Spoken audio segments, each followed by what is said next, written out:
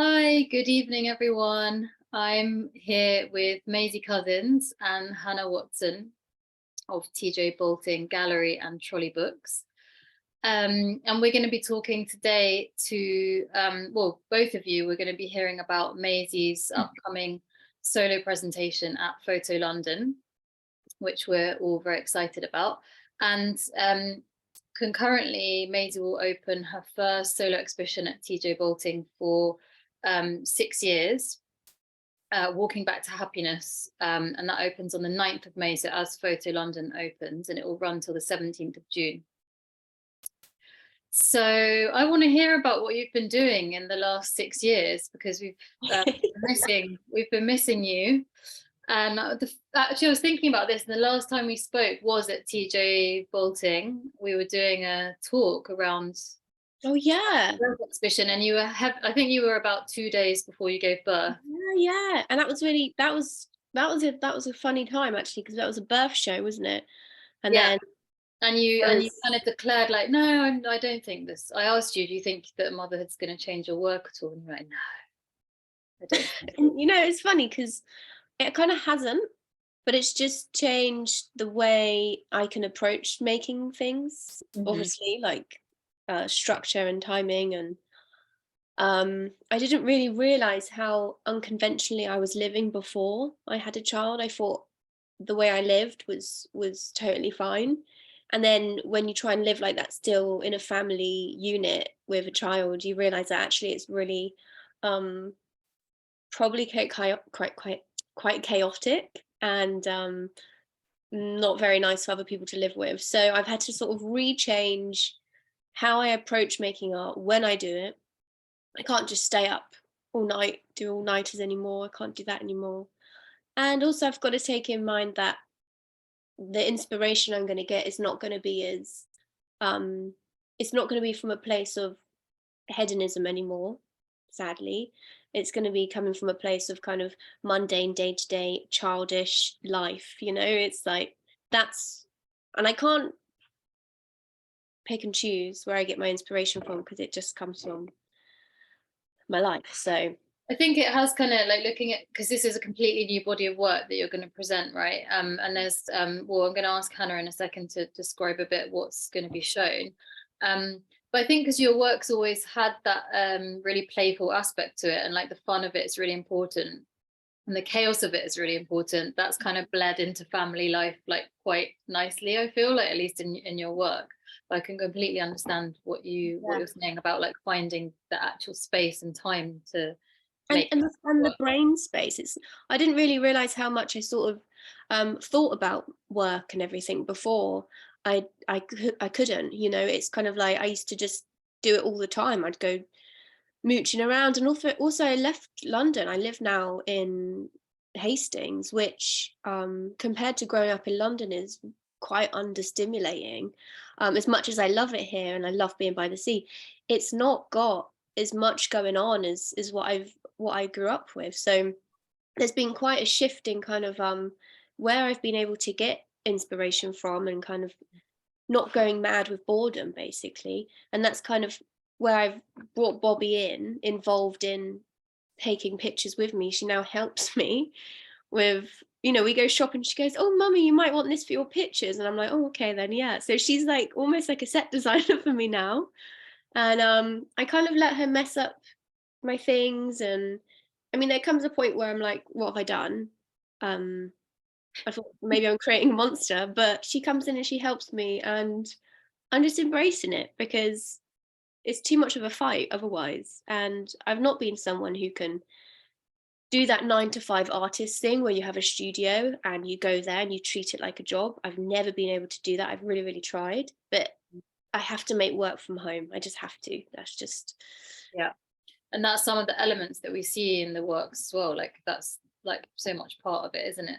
Thank you, Hannah, for the elegant transition into the slideshow, which will be more compelling maybe than just our faces. So we're going to come on to talk about those. I forgot to say at the beginning as well that if there are questions that anyone listening has, you can put them in the Q&A box that's at the bottom of your screen.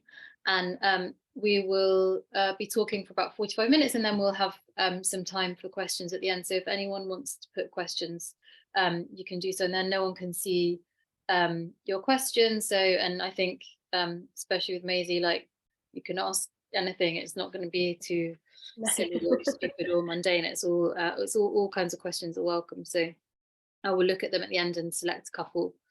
So Hannah, can you tell us what Maisie's going to be showing at your Photo London? Well, we exhibition, yeah. So basically, we're opening the solo show at the gallery the night before Photo London. And at Photo London, we've got the teeny tiny electricity cupboard, which I love. It'll be my 4th time in the cupboard. And the first time it was a necessity. It was when we were like a discovery gallery, and it was, you know, it's kind of smaller and forgotten about, and kind of not considered a bit of a destination booth, as it were. But what happened was we were showing Juno, Calypso and Maisie the second year, and we put in a kind of silver floor, and it became like this installation. It was basically became the best booth. It was the smallest but the best. Just gonna call it. It was kind of I was like, well, I only want the cupboard now. I've done proper booths, I'm bored with that. But it's nice to be able to do this kind of installation at the fair. It's become something that we've become known for doing. And so when we were talking about Maisie's show, it was at the gallery, it was like, okay, well, we have to do something fun in the cupboard that's an installation. And well, it kind of relates to the other work that we're going to come back to. But all I'm going to say for now is that we're going to do something an installation. It's the smallest booth. Seek and you will find it's the best booth in the fair, and it will be. And that's all I'm going to say for now, because it ties into the other work. But let me just kind of can we go back to Maisie's photography since? So this is Bobby, but we're going to be showing in the gallery a mixture of images like these, which, as Maisie was saying, relate a lot to her life now and how she works as an artist, this idea of being at home. And I just wanted to ask Maisie, because also what you're known for is this kind of really close-up, visceral imagery. What is the kind of connection between the early works that you would make like this and the works that you're making now? Is there like still a connection running through it all? I think I'll never be able to stop taking pictures like that, just because it's now habit. So I don't think I'll ever be able to really let that go, that desire to be up close to something a bit gross and sticky. I just think that's always going to be there. And perhaps now some of the stuff I used to like to leave things out overnight and let them congeal and do their own thing, but now that kind of makes me feel a bit more sick now. I think there's something to do with having a child makes you actually feel a bit sick about mess, whereas before I used to love it. It used to just be sort of like my little guilty secret that I would do. I'd just leave something out to fester, and that was totally fine when I lived by myself. But when you have a child who is very curious minded, you kind of have to clean up after yourself now. So I feel like the pictures I take now are maybe not as disgusting. But then there's also this kind of frantic desire to make them all the time and need to just keep. It's just kind of like cooking or something. It's like you just kind of want to keep making this thing. What I've incorporated in this new stuff is what I've found myself doing, and I'm sure like most parents, I mean probably most people do this now, but you're just searching for dopamine after a long day parenting. Repetition is like the kind of the killer. I think monotony and repetition is a bit of a killer for creative minds. And what I was finding myself was kind of trying to get these hits of dopamine from things like eBay, and trying to find objects that kind of excited me, whether they were nostalgic or I just really liked them. And, I got really into going to the junk shops here because there's a lot of them, and that was kind of where I was finding my hits and my my inspiration because I'm not traveling, you know. I've got quite a normal, quite suburban life almost now. So to get this kind of visual stimulation, I've had to sort of, I don't know, go kind of down a nostalgic route in a way. I think I mean, nostalgia is definitely something that comes across quite strongly in what's going to be in this exhibition, because you, as we'll come on to, you also have been thinking a bit about Blobbyland, which I hadn't thought about that place for a long time. So, Oh my God. So we'll talk about that a bit. But I think you've also, what's always been quite interesting to me about your work is almost the way that you do kind of bring it in a way. Like, it's not so much about that, you know, in the objects from the outside, and you put them together in this kind of recipe like way that you were talking about. But I think we don't always know what we're looking at, and the way that you kind of go into the interior space and create these little worlds that are actually quite you know, small and intimate, and just it kind of feels like they could be made anywhere and at any time, and that's kind of the beauty in them as well, and the fact that you can recognize some of the objects or things in them, but others you can't. And you can recognize the rhythms in some of them, and how things have been made, but other times you really can't. And I remember when I came to your house, oh God, years ago. you're living in London, yeah. Oh yeah, Leytonstone or something. Yeah. Wow. And there was still you know, I was really surprised to see how you made them actually. You had those trays set up with different like bits and bobs in them, and like it's all kind of tabletop and on the floor, or it's usually in the kitchen, or yeah. And I was really like, wow, because you know, when you see just the photographs, you don't necessarily realize like that's, you know, they're very sculptural in the way you make them, like these little mini installations. But what I mean is, like, obviously you can see the language has evolved in a subtle way in terms of like the things that you're using in them now. Like Hannah sent me a description, I don't know if it came from you, of like that they're more domestic and less sexy. yes, that's right. And actually, I don't know if it's a progression, if I'm honest. I think it's a regression. I think I've regressed creatively, and it's almost, I think, to be honest, when we were putting all this work together and I was looking at what I've done, because it's not like I've not been doing things, but I've been doing lots of things, but maybe slightly manically. And when we put the show together, it's like, oh my God, is this show a cry for help? Is this show like maybe it should be called some kind of, like, I don't know, under stimulation desperation or something. It's like really it looks like someone's climbing the walls perhaps, and like going slightly mad, which I'm just going to embrace because that's kind of true. But all these objects, I just love that kind of slightly nostalgic thing from maybe not even a time you were young, maybe it was. And I just love collecting and hoarding things. Like, I just kind of can't stop. And I think that became like some kind of, when back in the day women apparently went out and got nuts and berries, and that's why we like shoplifting and stuff. I think that's why I like eBay. It's like, for some reason I'm panic buying, when everybody was panic buying in the supermarkets and they're buying all that pasta, I'm like panic buying on eBay, trying to find some stimulation, trying to find this certain fabric or like a certain type of toy. It's like it's not even very logical. It's I would say it's quite desperate. I'd say it was manic for sure. And do you, because you've always been quite into like vintage cookbooks as well, do you still, that's something you still kind of collect? And I just think they have a quality about them, like stuff, and the way things used to be printed and made.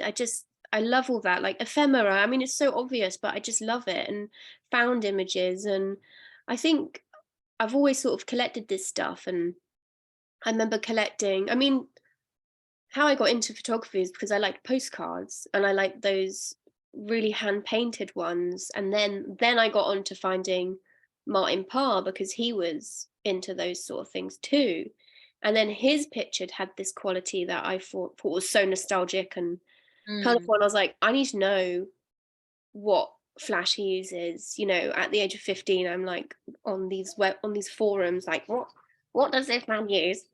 And I wanted those colours and that nostalgia, and I think that kind of was the starting point for taking pictures anyway. So that's why I'm saying it feels like a regression, because it's kind of like I can't pull from any sort of clever intellectual life experiences right now, because it's not clever or intellectual right now.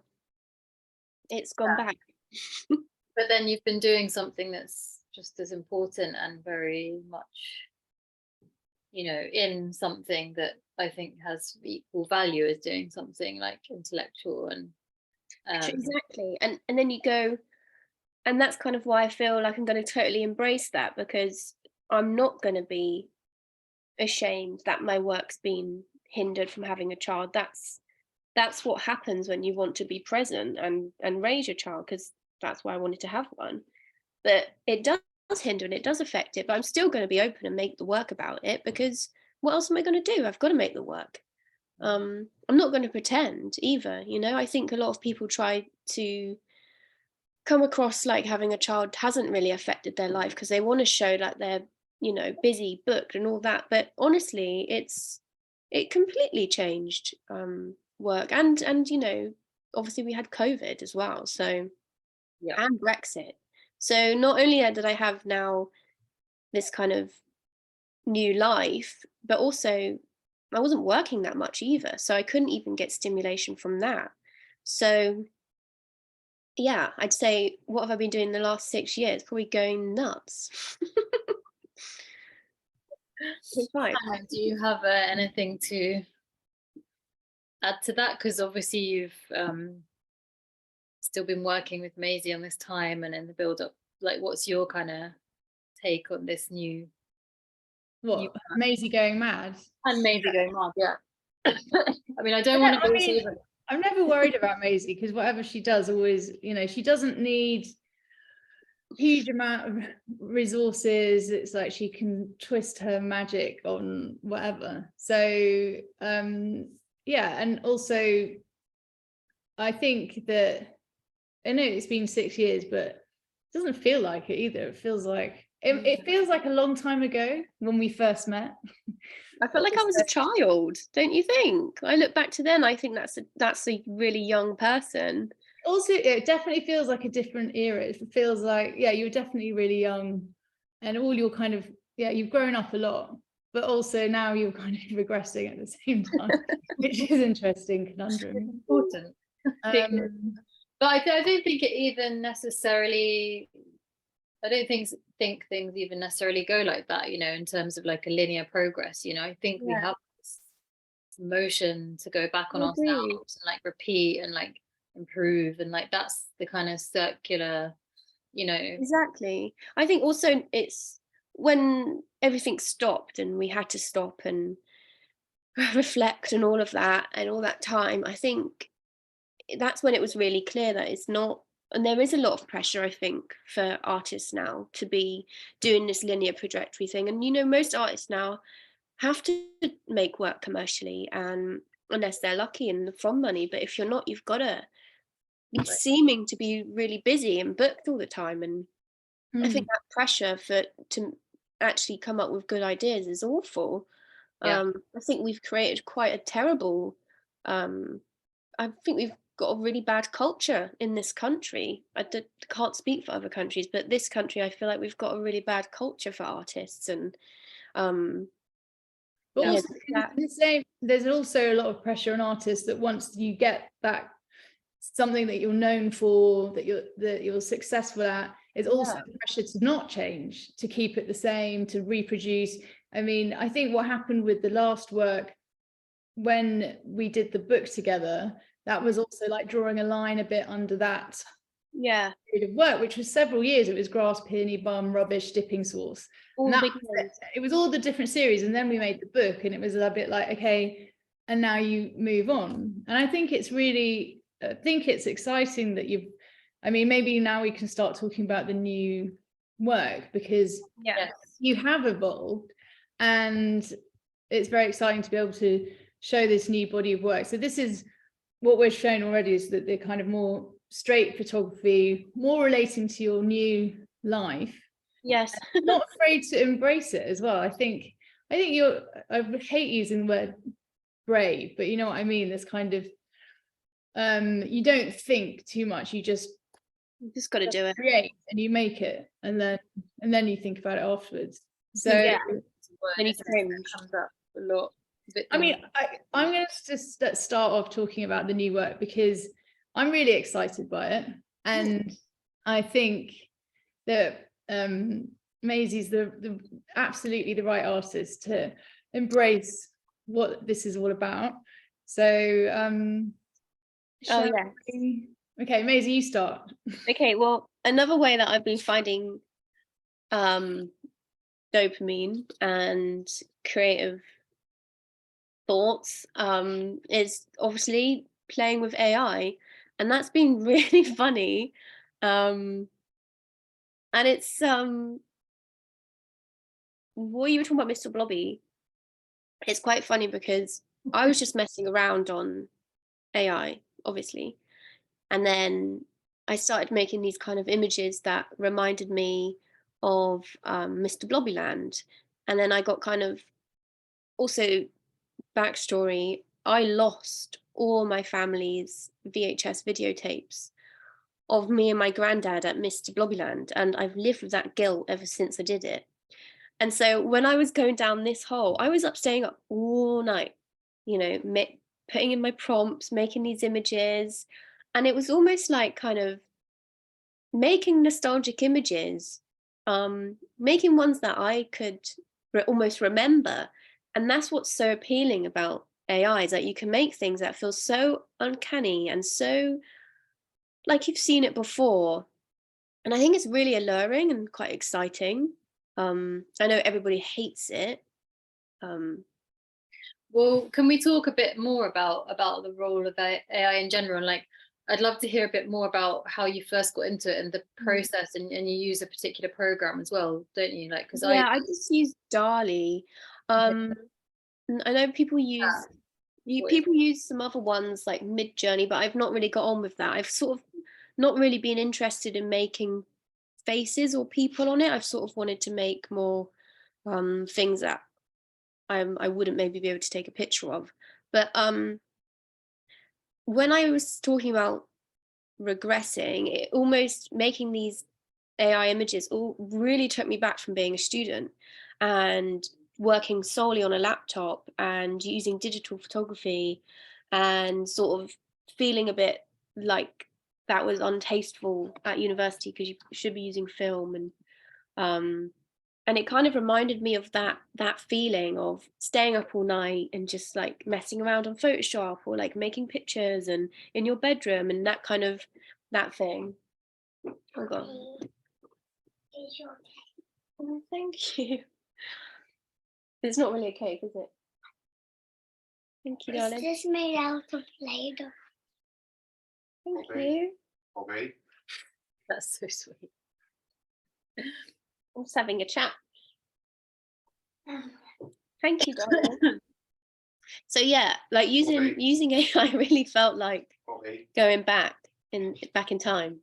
Well, and like one of the things Maisie wrote a really excellent piece for dark light art, right? And maybe we can share this like afterwards in resources attached to this or something if people want to read it, because obviously this debate is very live right now, especially with Boris Elgerston's like winning and refusing the Sony award, photography award, having made like an AI generated image and then refusing it because refusing the award because he said that they weren't sort of acknowledging that it was a synthetic image, and that he kind of wanted to push that discourse and that debate, and actually wanted to kind of proclaim that AI images are not photography, and they shouldn't be Yeah. allowed to like be entered in these prizes. And you wrote like a really refreshing and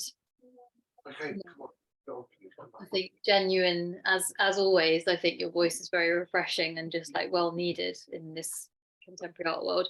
But in this, you kind of, there were two things that really struck me about that. And the first was the question about resources, like so talking about being able, like the inventiveness of AI and being the playfulness of it, which is one thing, but also the fact that people don't necessarily have resources, and why shouldn't everyone be allowed to play? I think you said something to that effect in the article. Yeah, exactly. And it's, you know, it's really accessible.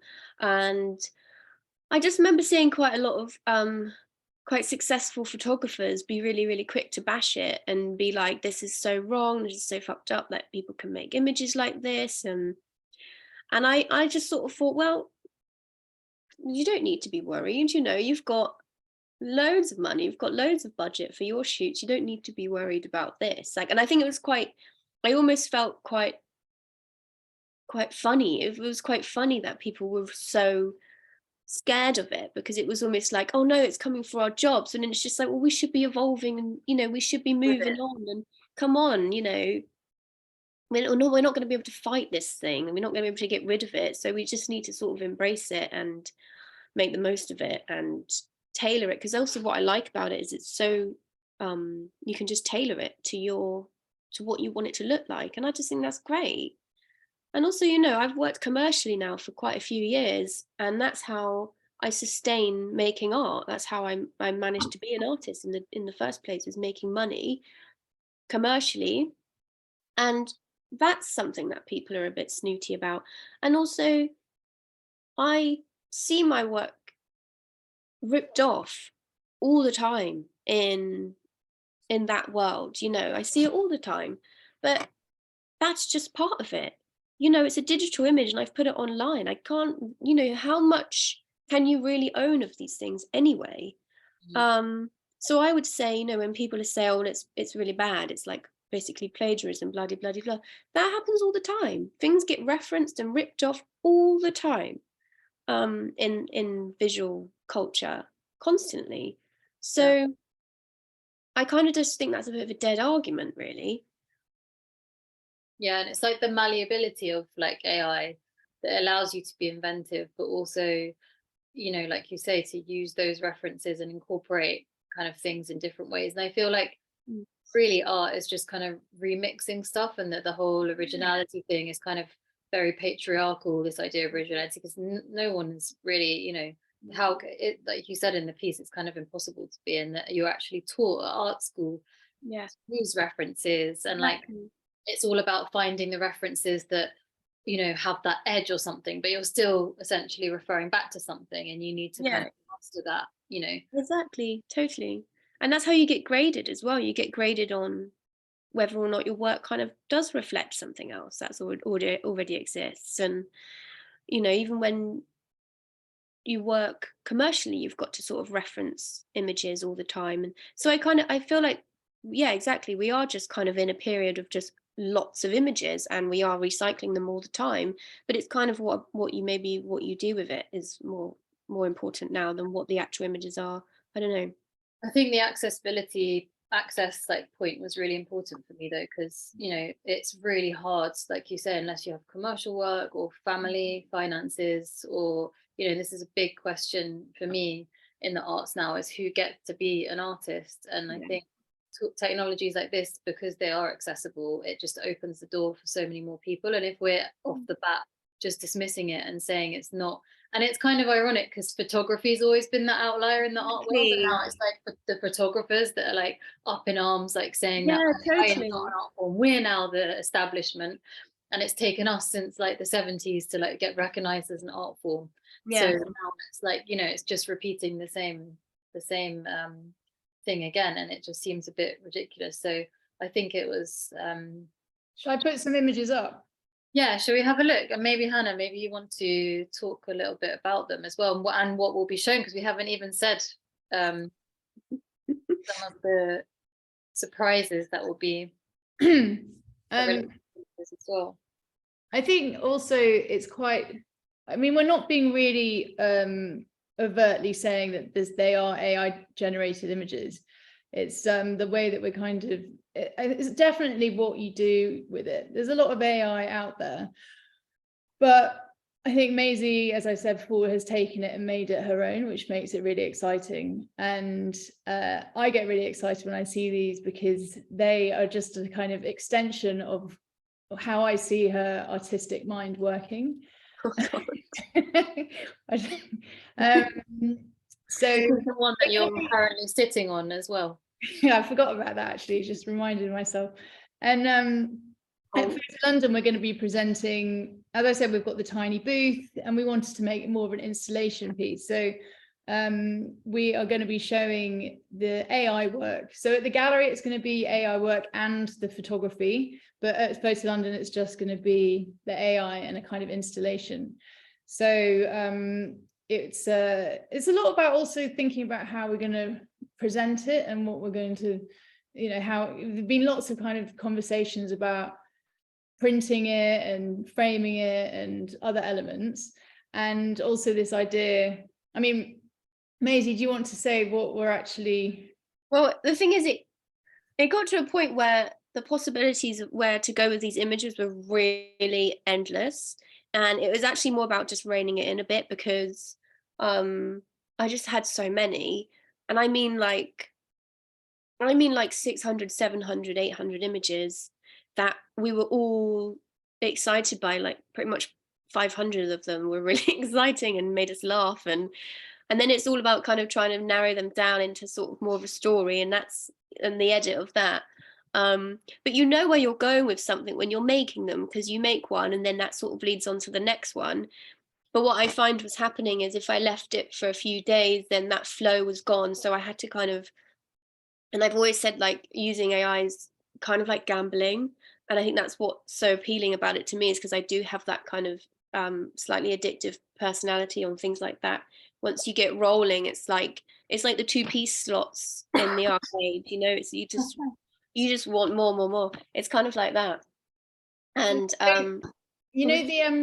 should we say about the title of the show, Walking Back to Happiness, because that's the context of what the whole kind of AI side of it is about. So what is the title, and what holds all these AI works together? Okay, so I used to listen to that song with my granddad in the car when we'd go to Mr. Blobbyland, and it was kind of, and we didn't even think of that. I didn't really put that connection together for a while, but and then I don't want to give it away what we've got at the show, but that song. Should we not actually say what's happening at Photo London at all? No. Okay, let's just leave it a mystery. Let's just see. You can talk about it then you can end up ruining it if you talk about it too much. Come and see it. You'll understand. There's some surprising. Yeah, but it's all about tapping into kind of nostalgia and trying to get that hit. That hit. Everyone has that hit when you see a Barbie used to have, when you see an old family album, or you even find someone else's family album, and it's just that kind of weird hit, and there's a sadness to it, but there's also like this sort of thing that makes you just want more of it. And I just love that. And that's kind of basically what all these works are about. It's just like hitting that spot, really. And I mean, also, I'm kind of curious to know what the action is. I mean, AI is a kind of a really contentious thing at the moment. I think that the way that Maisie's done it makes perfect sense conceptually, and I don't think there's anything. I mean, I think if you're thinking about AI as a tool, and what she's done with it is use it to kind of channel memories, try and recreate something that's been lost. And it's a kind of collaging of different ideas, and then creating these kind of mad worlds. But there is a kind of, I mean, maybe do you want to say a few things about what you're kind of asking AI to find to get these? Yeah. So Do another one. I was kind of going down that kind of thinking of family holidays, and I was thinking about why I loved all those old Butlins postcards, those, you know, those John Hind ones, and why I loved all those Martin Parr pictures and all that kind of. And I've ended up in a town. I've ended up in a seaside town, and all this sort of, it almost felt like a full circle moment where it's like all these things I used to love because they were nostalgic to me, because that I grew up, that what those were my holidays, you know. And then coming back round now, living in a seaside town, and just kind of almost trying to recreate things, and but then putting a bit more of a surreal thing involved in it. That started off, it was just, you know, I'd put random words in, and you don't get what you expect, and that is basically the appeal. It's, you think you've got slight control, and then it just comes out with something that's so weird, and you're like, fuck, how did I get that? And you don't even know how you got it, and then you keep trying to get it again, and you get it again, and then you think you've sussed it out, and then you've got it, and then you're sort of like, okay, now what? Now what's the next? What's the next high? So you're also kind of trying to use it against itself in a way. Like, is that the kind of gambling like type? Yeah, totally. Like yeah, you think you're like smarter than it, and you think you can throw some curveballs in there, and then it gives you something completely else. It is totally. Did you use Martin Parr as a keyword? Yeah. Which part of this photograph is Martin Parr? He's in the suit. If you're watching, Martin, do you mind that Maisie might have inadvertently got one of your pictures involved? Yeah, actually, maybe don't say that. I don't know. I mean, I think that's the contentious part of AI, is the fact that it's using other people's photographs. Yeah. But this comes back to the question about like authorship and ownership of images, and like that's also very, in general, like that's an unresolved question, right, in the arts. Definitely. And definitely in photography, where there is so much like copycat. You know, you were saying you can see when your work's been used on a mood board for a commercial client, and someone else has like done an image. I'm not naming no names. I have seen an image that I saw it, and it was just an absolute rip-off. It was Maisie's photograph of the pink flower with the finger in the middle, and this person, naming no names, had recreated it and put a very famous fashion brand written on the finger.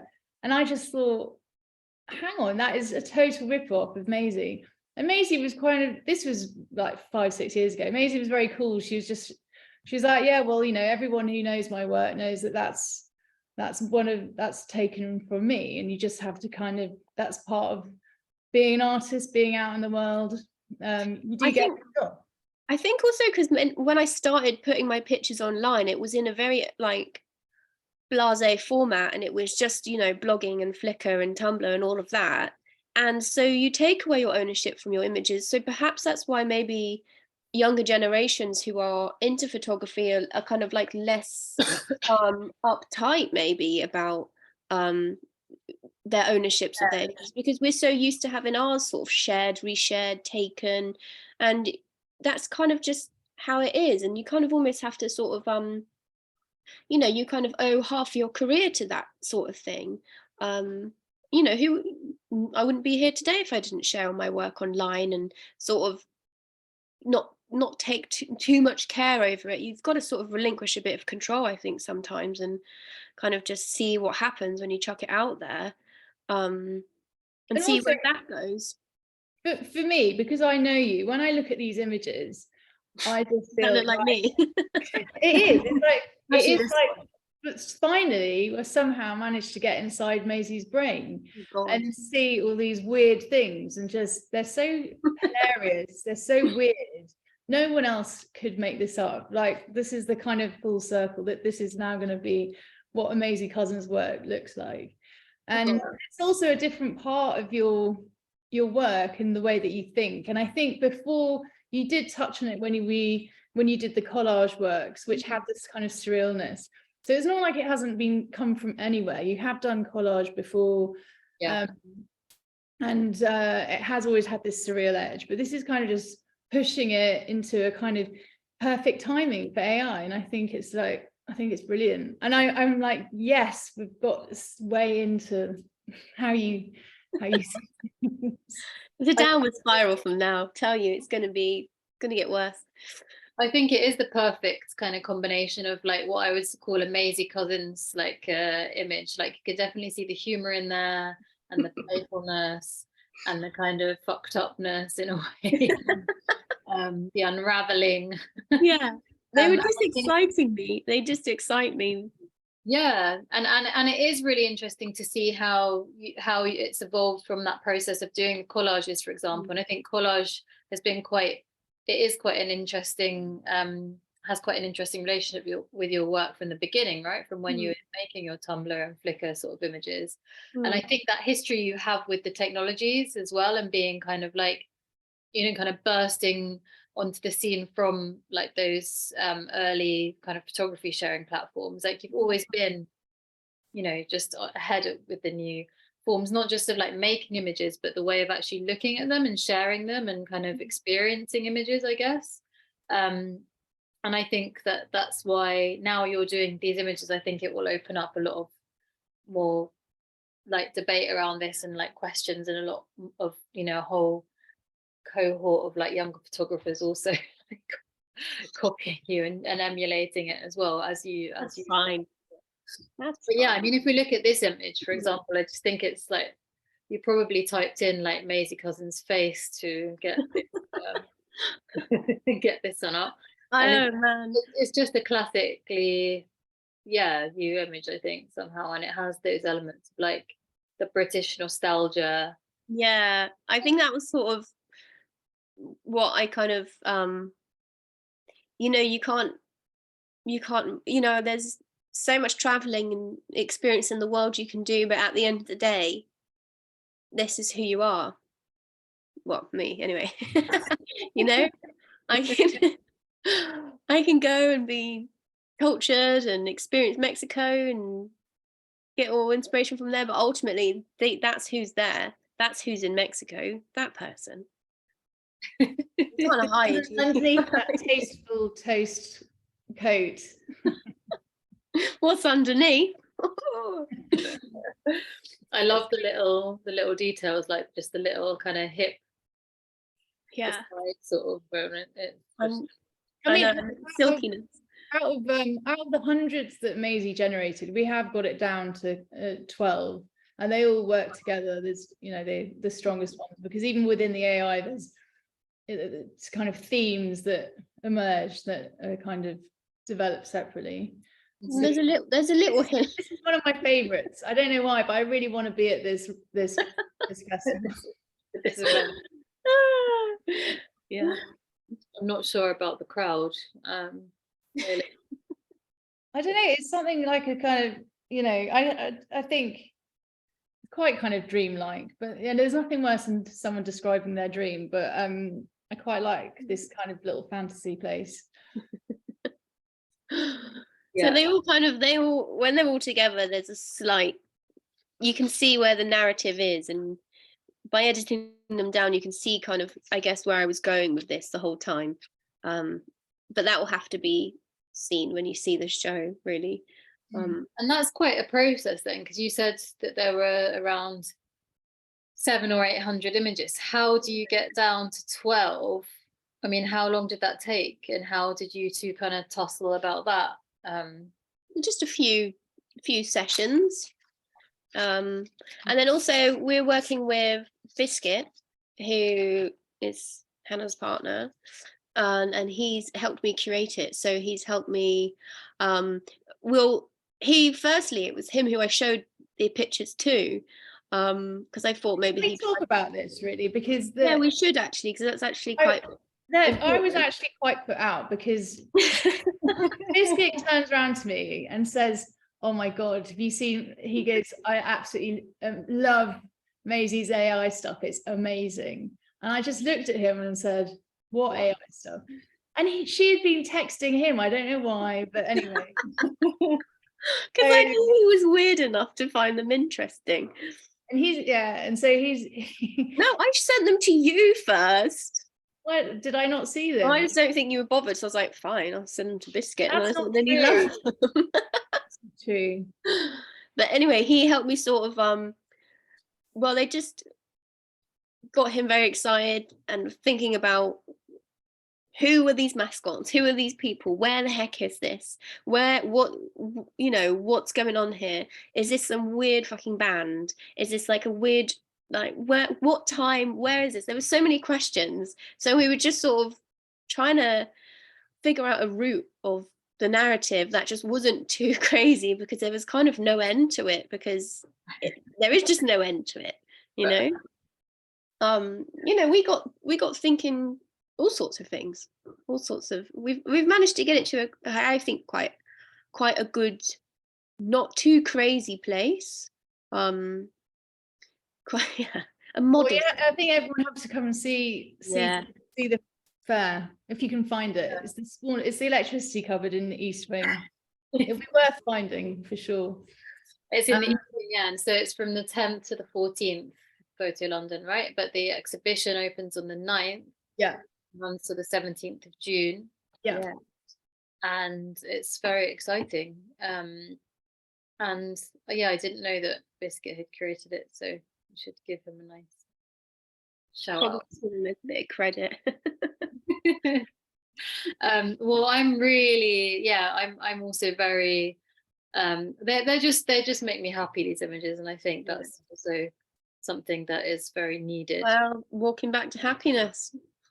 Exactly. That's what we all need. That says it all. Is there anything else that you want to say, either of you, before we move to the questions? And if anyone wants to get a question in quickly whilst these two things. I'm just going to say that we haven't said everything. Oh God, no. Yeah, this is just the. So you have to come and see it. This is a little taster. And then it's to be continued.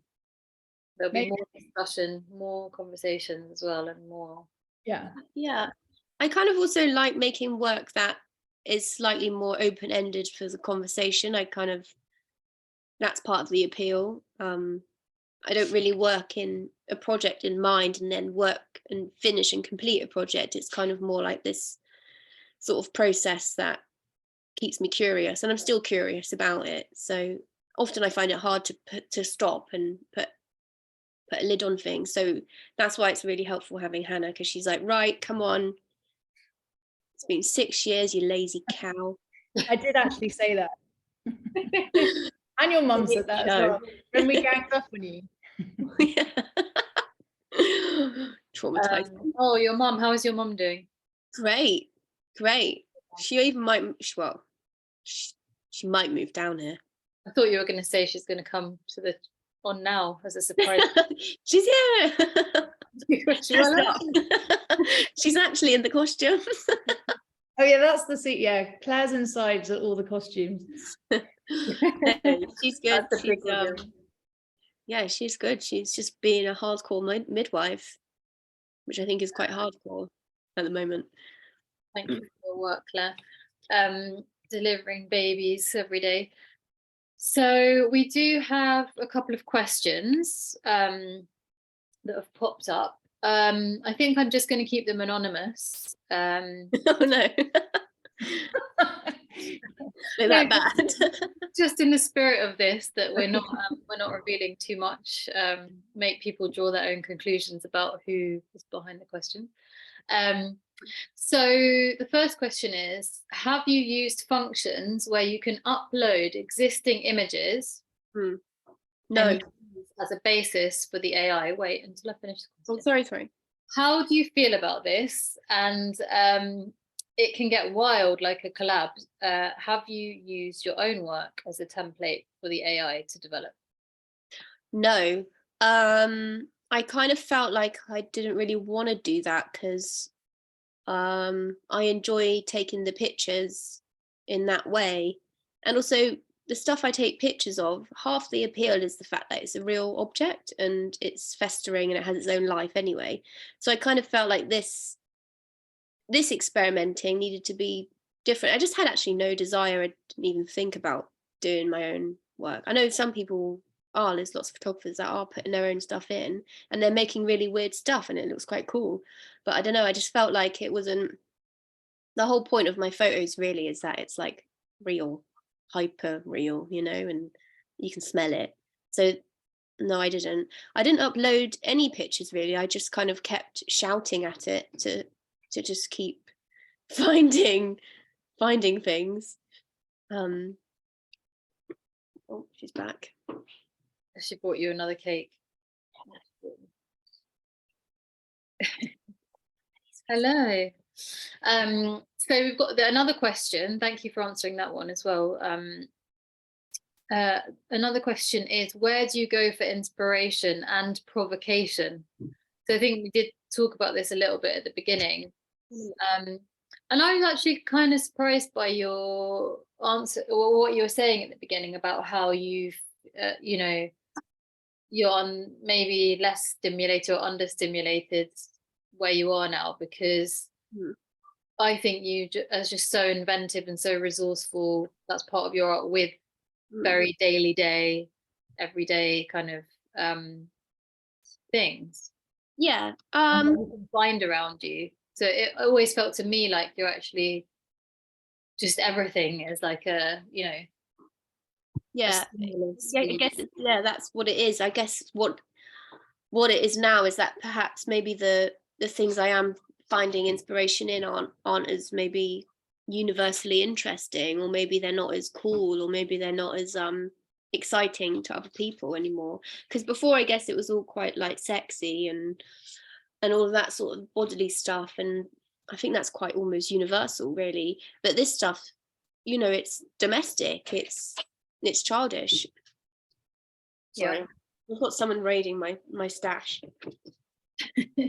Well, maybe I'll just, like, once she sorts that, I'll just ask this next question to you, Hannah, because it kind of involves you actually. Okay. And the question is, how do you two work together actually? And apart from when you're kind of cut out of the process, or when you ignore her when she texts you new work, how would you normally work together, you know, generally, and in terms of like the curation of something like this? Well, I'd say it's definitely good cop, bad cop. Biscuit's the good cop who's just, they all have these crazy ideas, and then I come in and I say, oh no, it's too expensive. You can't do that, you can't do this. So I don't know, I think there's definitely, because also I'm a commercial gallery, it's about selling the work, but it's also about honing it together artistically so that it's really strong. And I think that that's I kind of have a sense of what I think will work, what will kind of sell. I'm really excited about the AI work. I think that they, you know, they'd be quite successful. But I don't know, because it's also the photo world, which can be quite traditional, but that's what also Maisie's always represented for me. It's like breaking out of this kind of quite musty, fusty photo world and putting it in a much broader context of contemporary art, even though she's using photography. So we will see. But I don't know, Maisie comes up with 99.9% of it, and then I come in and just say not that one. Yeah, and it's quite a practical thing. Like there's a lot of boring stuff that goes into making exhibition. There's lots of getting quotes and, you know, measuring how big a door is to see how something's going to get through, and making up additions and thinking about framing. I mean, that there's a lot of that. I think I come up with those kind of a lot of practical things to think about. Yes, you're the logical. Yeah. You like kind of get stuff done in a way that I actually just don't even have the brain capabilities of doing. You just sort of manage to get stuff done. But also you've got a very strong idea of what you do like, and very good ideas about what works. So I think it's more just me trying to ask the questions. I'm constantly asking you questions. Like, how big, what color, what paper, what size frame?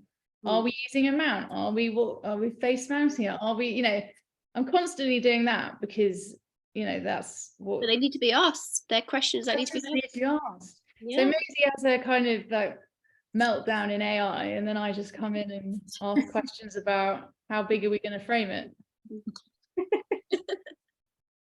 Now, I have to tell you, it's been really fun putting this show together. I've been calling up all kinds of random people, asking all kinds of questions. My emails are so funny. Yeah. They're like, subject, I know people are like, what are you working on? Everyone's like, and I go, I know this sounds a bit strange, but I'm just working on an exhibition that's got a blue lobster and a giant celery van. And I think also every time we've gone to look at the work and had a meeting or spoke about it, we just end up laughing. And I feel like you don't get that much anymore with making work. It's all so serious now, and I don't have it in me to be serious. So I think it's.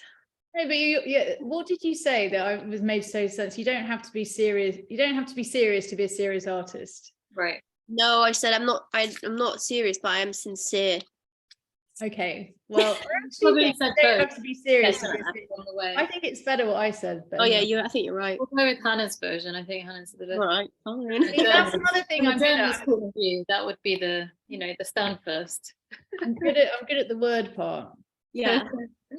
Yeah, and I think the fun element though is something that you've always underlined from the very beginning, and that is so important. And I think that people should come and think about all these things, about the sort of more serious discussions about AI and accessibility and who gets to do what and originality and all of those questions that are really important in a real world, real life kind of context, but also come and just have fun in this cupboard.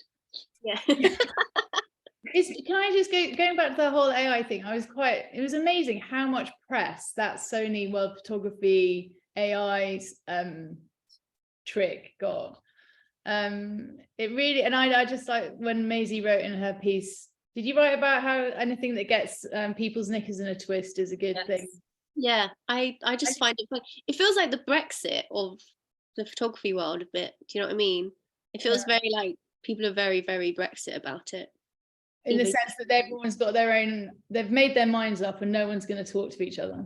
No one really knows what it's about either yet, like. Yeah, they're just worried about it, but no one knows. Like everyone's like, knickers in a twist. And I think that's always quite funny, to be honest. Yeah, I think that's your other, you are an agent provocateur as well. So kind of the aims there of your work in a way. I read something funny today that because obviously also as a writer, chat GPT is also, so it's a similar sort of discussion going on, I think, in loads of creative and other sort of fields now with these technologies. But I read that in France, that how you'd say GPT in French, it actually sounds like j'ai pété, which is I farted.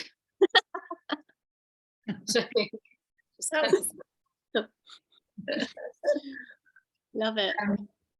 And on that note, I think we should finish. Thank you to everyone who's joined. Thank you for the questions. Thank you, Photo London, for having us on this platform to have this chat, which we will continue. I always love speaking to both of you. Always a pleasure, Charlotte. Yeah, and I look forward to seeing you in person very soon and to seeing the works. Yeah, and you. It's been a while. It's been a long time, yeah. So yeah, come and find us in the cupboard, booth E13. I mean, it doesn't even matter if it's got a name. E12. No, it's E13. It was a mistake. Oh my God. I know. These are the invites to the show. A few lucky people will be getting the Maisie Cousin postcard. So keep an eye out for this. Your dream realized. You're on a postcard now. Handwritten, not really, but Yes. But it's wrong. not all of them. Yeah, so it says E12 here. It's actually E13. I'll just change it. Very serious Things that technology could help us with. Yeah, exactly. So yeah, thank you both, and enjoy the rest of your evening. And to everyone, I'm hiding from the sun, like it's really we'll let you get back to Chasing Bobby. you. Okay. Thank you so much. Thank you. Bye.